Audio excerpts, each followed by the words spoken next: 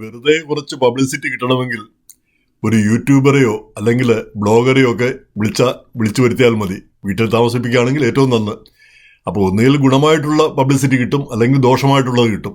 ഇപ്പം ദോഷമായിട്ടുള്ളത് കിട്ടിയതിൻ്റെ അനുഭവമാണ് നമ്മളിപ്പം ഒരു അമേരിക്കൻ മലയാളി ലോകമെങ്ങും പെട്ടെന്ന് പ്രശസ്തനായി മാറി. അത് യാതൊരു കാര്യവുമില്ലാത്തൊരു കാര്യത്തിന് മനസ്സറിയാതെ എങ്ങനെയാണ് നമ്മൾ പെട്ടെന്ന് പ്രസിദ്ധരാകുന്നതിൻ്റെ ഒരു നല്ല തെളിവായിട്ടാണ് എനിക്ക് തോന്നിയത്.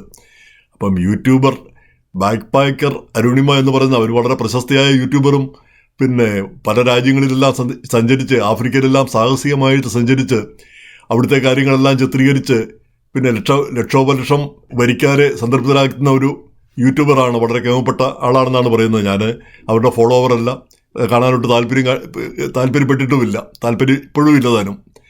എന്തായാലും അവർ അമേരിക്കയിൽ വന്നു, അമേരിക്കയിൽ ഒരു വീട്ടിൽ താമസിച്ചു.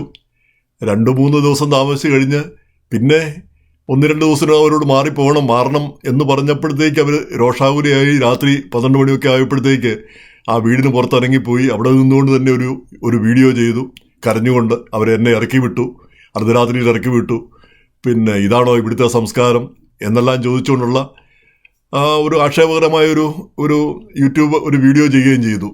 അതാകട്ടെ 8 മില്യൺ ആളുകളാണ് കണ്ടത്. ഇങ്ങനെയുള്ളത് കരച്ചിലും പിടിച്ചിലും ഇങ്ങനെയൊക്കെ ഉള്ളതാകുമ്പം ജനത്തിന് ഇഷ്ടപ്പെടുമല്ലോ. അത് വലിയ തോതിൽ പിന്നെ പ്രചാരം കിട്ടി. എന്ന് മാത്രമല്ല മനോരമ പോലുള്ള പത്രങ്ങളിലെല്ലാം അതിൽ വാർത്തയായി. ഈ മലയാളിയിലും വാർത്ത ഉണ്ടായിരുന്നു. അപ്പോൾ പിന്നീട് അതിൻ്റെ വീട്ടുകാർ ഈ സംഭവിച്ചതിനെ പറ്റിയുള്ളൊരു വീഡിയോ അവരിട്ടു. എങ്ങനെയല്ല ഇവർ പറയുന്ന പോലെ ഇറക്കി വിട്ടതല്ല, പിന്നെ അതിൻ്റെ പിറ്റേന്നോ പോകാനാണ് പറഞ്ഞത്. കാരണം അവർക്ക് വേറെ ആളുകൾ വരുന്നു, ആ സാഹചര്യത്തിൽ പോകണമെന്നാണ് പറഞ്ഞത്, അല്ലാതെ ഇറക്കി വിട്ടതൊന്നുമല്ല.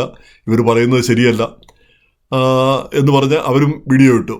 എങ്ങനെയായാലും ഈ 2 വിഭാഗക്കാർ പറയുന്നതും വിശ്വസിക്കാൻ ഒരല്പം ഒരു ബുദ്ധിമുട്ടുണ്ട്.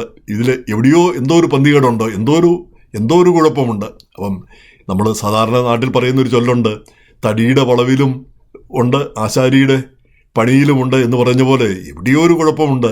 സാമാന്യ നിലയിൽ ഈ ഗസ്റ്റായിട്ട് വരുന്ന ആള് ഈ പിണങ്ങിപ്പോവുക എന്ന് പറഞ്ഞാൽ അത്ര ഈ നമ്മുടെ വീട്ടിൽ നമ്മുടെ സ്വന്തക്കാരോ നമ്മുടെ ബന്ധുക്കളോ ഒക്കെയാണ് ഈ പിണങ്ങിപ്പോകുന്നത്. ഇതിപ്പോൾ ഇവര് ഗസ്റ്റായിട്ട് എവിടുന്നോ വന്ന ഒരാൾ അതിനു മുമ്പ് നേരിട്ട് കണ്ടിട്ട് പോലുമില്ല. അവർ വന്നു, അവർക്ക് താമസിക്കാൻ കൊടുത്തു എന്നുള്ള ഒരു സൗമനസ്യമാണ്.